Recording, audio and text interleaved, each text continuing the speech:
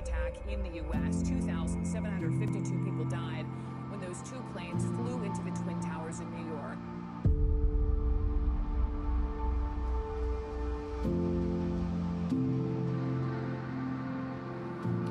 Today, we've had a national tragedy. Two airplanes have crashed into the World Trade Center in an apparent terrorist attack on our country. Terrorism against our nation will not stand.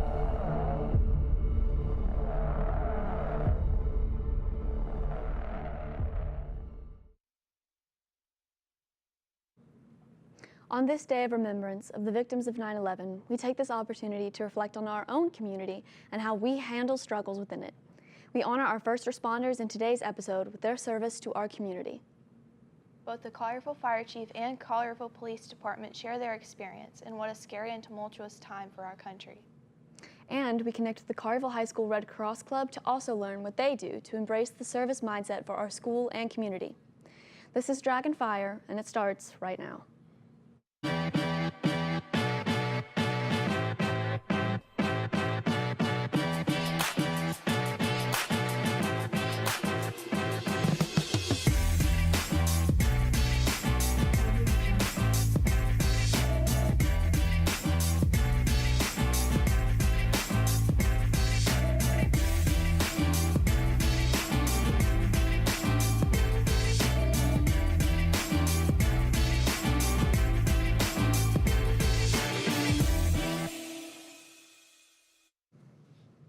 In our first report, Collierville's Chief of Police gives us insight on being a first responder. We go now to DragonFire reporter Sid Gellett to learn more. Sid? Thank you, Julia. Chief Lane had much to say about the impact of this fateful day in our country's history and how it's impacted his presence in our community. My name is Dale Lane. I'm the Chief of Police at Collierville. I get to help people. I love right now in my job. I get to hopefully set the path for new police officers coming in. I love that law enforcement, particularly here in Collierville, where it's a profession. It's not just a job. It's something that we recognize that it's an important role in our community, and we want to reduce people's fear. We want them to have confidence in us and to go about their daily lives without having to worry about being a victim. I was working for the Shelby County Sheriff's Office, and I was in our Special Operations building when the planes hit the towers. And we first thought it was an accident when the first plane hit, and then when the second plane hit, just a short time later, we all knew that this was different. Then we began to be concerned that it was a terrorist attack that could impact. There could be other targets around the community, and we began to setting up operations around our other critical infrastructure here locally. See policemen, firefighters, paramedics, doctors, even chaplains that were running into that building to help other people, and then watch as the day progressed and know that when those towers collapsed, that people were dying instantly. It created this feeling in the country that brought us together as Americans that I had never seen in my lifetime. We know that on that day, over 2,700 of our fellow citizens died. It wasn't an accident. It was on purpose. They meant to hurt us. And so the resolve to not ever let that happen again also was implanted in many Americans after that.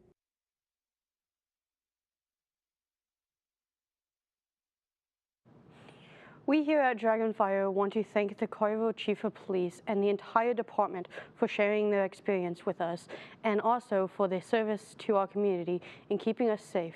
Back to you at the desk, Julia. You've all likely heard of the writer's strike happening in Hollywood, but do you know about the effect it will have on the film industry?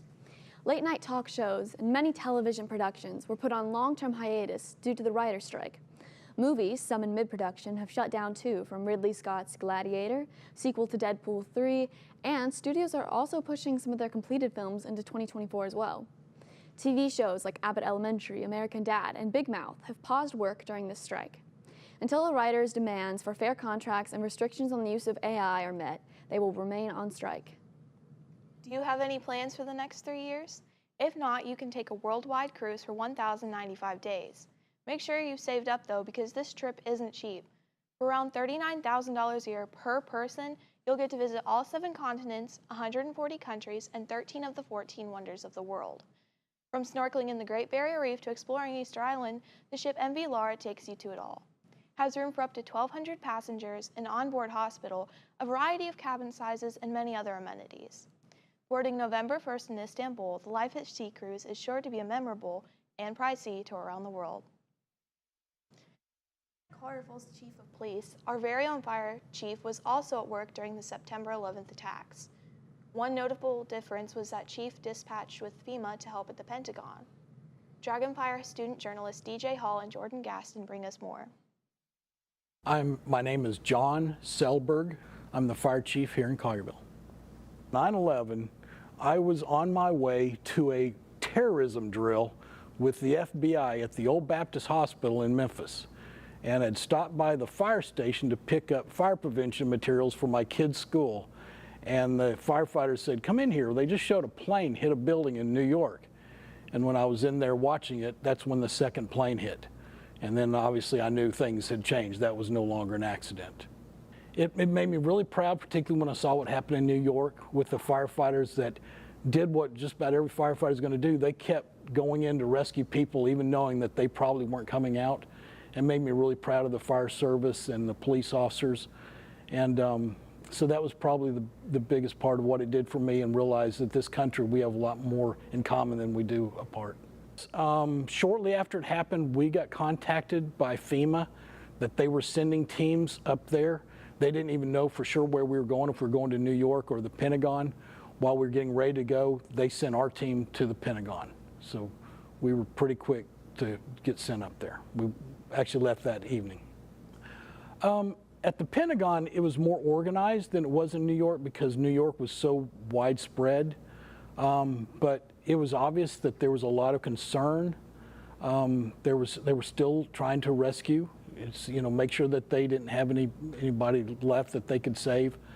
So there was a lot of concern. There was anger still, particularly the people that lived through it up there at the Pentagon were very angry.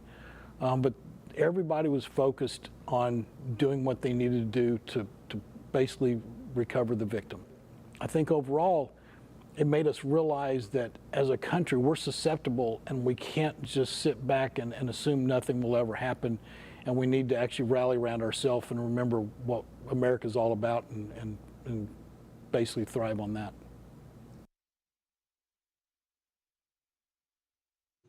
I'm Dylan Morrow, and this is your current events update.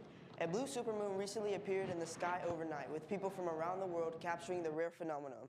Supermoon is a nickname used when there is a full moon that is larger and closer to Earth than usual. Despite it being a blue supermoon, it looked orange when it emerged in the night sky. On a more local note, the Collierville Balloon Festival returns again in 2023 on Maynard Way. The festival brings together more than 20 stunning hot air balloons, live entertainment, food, arts and craft vendors, and more to provide for a great time for the whole family. Gates open at 3 p.m. on Saturday the 16th and Sunday the 17th for the festival. Additionally, in local news, Chick-fil-A has withdrawn its parking variance application for a proposed location at Poplar Avenue and Brace Station Road in Collierville. The variance would have allowed the franchise to deviate from town guidelines. Instead, the chicken chain has revised its plan to fit the guidelines. If the new site is approved, the existing Chick-fil-A site would be demolished. Public notice signs will be placed on the properties before the items appear on Planning Commission agenda, and postcards will be sent to nearby neighbors. I think it was during the summer of my sophomore year, I started researching more about volunteering opportunities that are available in Collierville, and then I found out about the services scheduling position, which is an online position where you basically help schedule members for blood drives and stuff like that. Last year, we hosted a blood drive, which was school-wide, and all of the students and faculty could donate. If you want to get involved personally, there's also blood drives that are around the Memphis area, or you can volunteer online. What the officers do, they communicate with the people at the Red Cross organization, and we basically help plan volunteer activities. We help organize the blood drive and advertise it, get people to sign up and stuff like that. Yeah, this year, we hope to get the club more involved. Yeah, we hope to also have another blood drive this year, and then Also, each club meeting doing more like small activities so that the members can feel more involved in the community. I think just last year during the blood drive, we were able to get over 50 units of blood, which was over our goal. And I think the whole school and the whole club, they were all able to come together and kind of work together for a greater cause. The things that we plan to do gets me really excited to come back. My name is Farah and I'm in 11th grade. My name is Joshua. I'm a sophomore this year. I am Chester Striplin and I teach theory of flight. I really love when we fly the simulators. Just learning about planes and stuff in general is just kind of interests me. We learn the fundamentals of flight. We also learn the human factors of flight, what flight does to them as individuals. Planes and stuff in general interests me, so just being in the class is fun. I'm actually starting on getting my flight hours right now through the programs. Like to look for a college that might support aviation. We usually go through like a 30-minute lesson, actually like get our flight time logged into our book on the simulators. After he's done with his lesson, if we want to, we can fly in the simulators. And we actually learn how to fly the airplane and all the procedures. There's flight training outside of high school that this high school pays for, and hopefully I can find time to do that. Right now getting my physical, so I will start doing that. We do have lectures, we have PowerPoints, we have videos. We would do physical training on the simulators in here. And once they finish all of that, they go out to the airfield and they'll start their flying. I think it's new to them, and they're excited about it. They're excited about the future, and it's something that they probably thought they couldn't achieve until it came into the high school arena. My goal is to produce future pilots for the industry. Have you ever wondered what it's like to run a news program? Well, today we take you behind the scenes with the producers of DragonFire to see what being a producer is like. My favorite thing about being a producer. My favorite thing about being a producer. My favorite thing about being a producer is definitely being ahead over everything. We get to actually approve the content that goes on the show.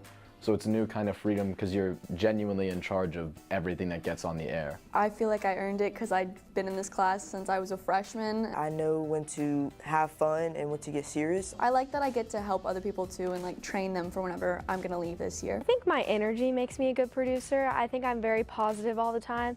I bring a lot of different ideas on the table. I can be serious and get the work done while also not being over demanding, I guess. And being able to like manage a group, I feel like is a fun task. I trust that people are doing what they need to do. If they need help, they know to come to me or to come to another producer. So just being helpful and not being overly controlling of what goes on here. I'm really looking forward to growing and developing along with all of my kids. What I look forward to most is I love doing the after-school filming. I think it's really fun to go and film something outside of school, like a school sporting event. I think my favorite type of videos to work on are more like creative ones and skits for sure. I think it's just overall fun to do. What I'm looking forward to most about being a producer is that I can help others, like they can look up to me if they need like questions or anything. If you're thinking about joining the class, have fun, but also get your work done. It's a very fun class, and it can be hard sometimes, but I feel like getting your work done and staying on top of your work is top priority. I would make sure it's something you really want to do. You're going to have to do work. You're going to have to be capable of putting in that kind of work. Like, you'll learn how to use equipment, how to do your job, but the doing your job part of it is what you really need to be serious about if you want to join the class.